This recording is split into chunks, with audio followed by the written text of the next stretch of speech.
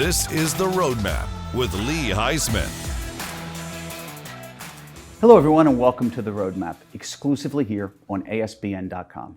I'm Lee Heisman, and every week we bring you some of the brightest entrepreneurs, CEOs, and business owners who are climbing the ladder, scaling their businesses, and thinking one day how to exit stage left. Today, we have a very special guest, gentleman that I've known for many years, Will Noble, the CEO of Vector Choice. Thanks for having me today. Will, good to see you. It's been awesome. Yeah, you know, I knew you were going to walk in with the coolest clothes, the coolest fabric. I would have expected nothing less, but I haven't seen you in a while and you look like $1 million. I appreciate it. Thank you. Before we jump into Vector Choice, which is so intriguing about what you're doing, and I'm telling you our audience is going to be just enamored with it, I want to talk a little about that journey up to, I think you started Vector Choice at 30. I started at 30. Talk about that journey briefly, what you did before and what made you become this entrepreneur. It's crazy. If you even go back to my roots, right? I worked in a tobacco farm. I didn't go straight to college like a lot of people do. I drove a 100-ton bulldozer in a mine. Crazy, right? The IT guy. And so I ended up getting 2 degrees in technology as engineering, and then started the company in 2008. So just grew from there. That's wonderful. Well, congratulations on your success. What is Vector Choice? You said an IT guy. Talk a little about what you do. Yeah, so we provide IT managed services to medium and small businesses. We do anything from IT to cybersecurity and compliance. Compliance is huge today for businesses. When it doesn't matter if it comes to HIPAA, FTC safeguards, or even PCI. Everybody takes credit cards today. Yeah, things have been evolving over the past 2 decades where it seems like we're more dependent on technology. Have you found that with your clients and your industry? Absolutely. It's not just about IT anymore. Used to, IT is just, hey, I'm the IT guy, right? And now it's, it involved to cybersecurity, and now even it's involved into compliance. And when you're looking at an IT provider, you really need someone that understands the compliance aspect of technology for your company, because so many businesses do leverage technology to run on a day-to-day basis. So Will, our viewers may or may not know, I was involved in this space for 15 years in the MSP space. Yep. And the majority of owners in your chair and in your seat are technicians. They're business people, of course, but technicians. But you're an anomaly in terms of what you've done within your organization, because you started, of course, knowing tech and growing this business, but you've now started to evolve where you're acquiring other businesses as well. Is that accurate? Yeah, I think anybody that starts a company, usually they start with whatever they're specialized in, right? And obviously, I was specialized in technology. Before I started my company, I was a VP of technology at a mortgage company, but I was an engineer by heart. And when the mortgages blew up in 2007, I said, I'm going to start a technology company because I know technology. Why would I go start a bakery company or a tire company, right? Everybody starts with what they know. The problem is that you start with what you know, but you really don't know how to run a business until you have to figure it out and grow. If you look back 8 years ago, people will tell you that I was in a CEO roundtable group, and they were like, Will doesn't know his numbers. And I think that's huge to know as a business owner, to really truly know your numbers. So that's where I've evolved from an engineer to a business person. Yeah, because not only knowing your own numbers, but you've grown Vector Choice not just organically, Yep. but you've grown by acquisition, which is a big step for people. Everybody thinks they can grow a business and they can sell it, but you're actually in the process of buying other businesses, and you would need to know numbers even more buying other businesses. That is very, very true. There's a lot of mistakes that could be made of buying businesses. So it's nerve-wracking enough to start a business, but when you actually start buying companies, it is really nerve-wracking, because you really got to know your numbers. And I think really as a successful business, you've got to make sure you got your house in order, you got your numbers in order, and understand that before you can go buy someone. Because a lot of people are like, I'm just going to buy companies, and they don't really know what they're doing. So let's take a step back, because you make everything, and again, the years I've known you, you make everything look very easy.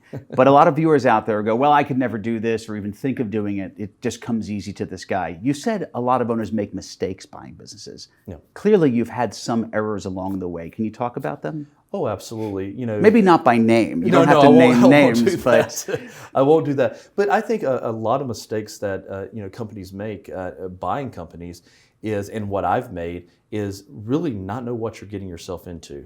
There is a lot of unknown. It's like buying a used car, right?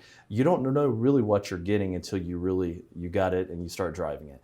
And that's really what it comes to buying companies. So it's sort of live and learn when buying companies. And every mistake that you have, it's a checkbox that you ask next time on the next acquisition that you do. So give me a checkbox or two that you've made mistakes on.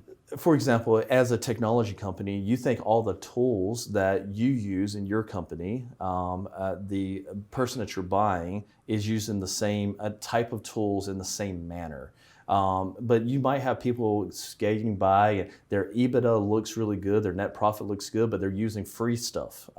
So when I go and buy the company, now I'm using my paid for, so the EBITDA automatically drops. So the value's not there. So and I've had that happen as well. I think setting the expectations of the seller and changing, okay, this is how we do business. It might be different than how you've done it in the past. But really getting buy-in from the seller on that initial, especially the first year, on how things are going to be different. And believe me, it's sometimes it makes it tough. So people out there that are looking to sell and they're learning from what you're saying, did you suddenly get better over time during your due diligence phase to know these are the areas I have to lean into? Yeah, so I did my first acquisition in 2018. And believe me, every time I've done an acquisition, I have learned something different. So you'll never do an acquisition and not learn something from it that you're going to put it in your war chest later and say, yep, I'm going to make sure I ask that question next time. So you're always learning. So, something about you, and I've had the fortune of meeting some staff of yours, pardon me, and I've noticed there is a great culture. And when you're buying other businesses, the culture of Vector Choice, that's organic from you. But as you start acquiring other businesses, they don't have your culture. How do you work to integrate them into your company? That's probably the hardest thing because, it depends on the culture that they have. And usually we're big enough now that we're bringing them into a positive culture.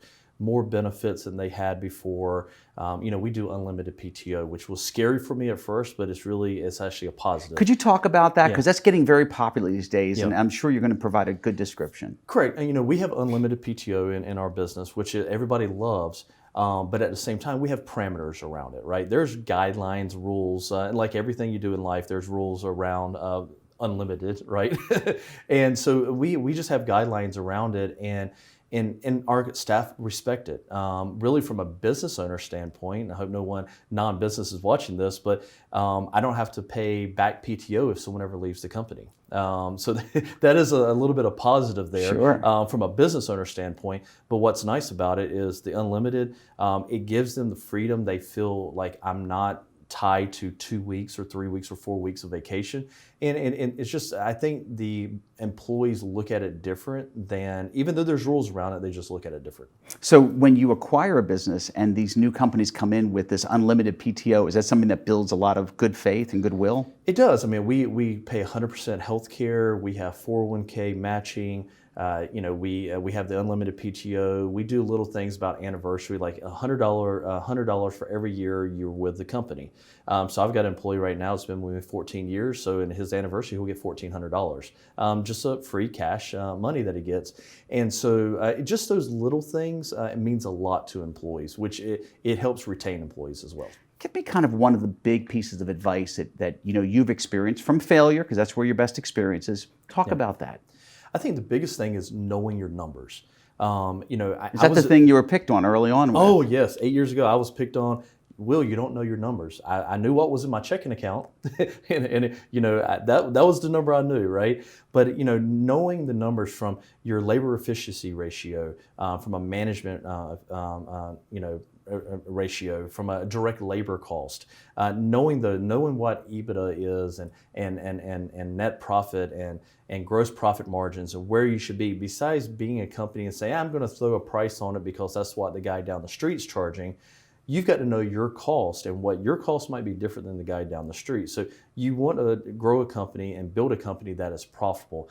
You're not here to be a nonprofit. You're a for-profit company. So you want to make sure you do that. What an evolved perspective. And for our viewers out there, that's so true. As you're growing a business, most business owners, they just look at the top line, the bottom line if they're lucky, or what's in their bank account, like Will said, but they don't know their numbers, and you should spend time to do that. Will, how do people get in touch with you if they want to not only learn about MSP, look to maybe sell their MSP to you, or more importantly, take a course with Robbins across the country?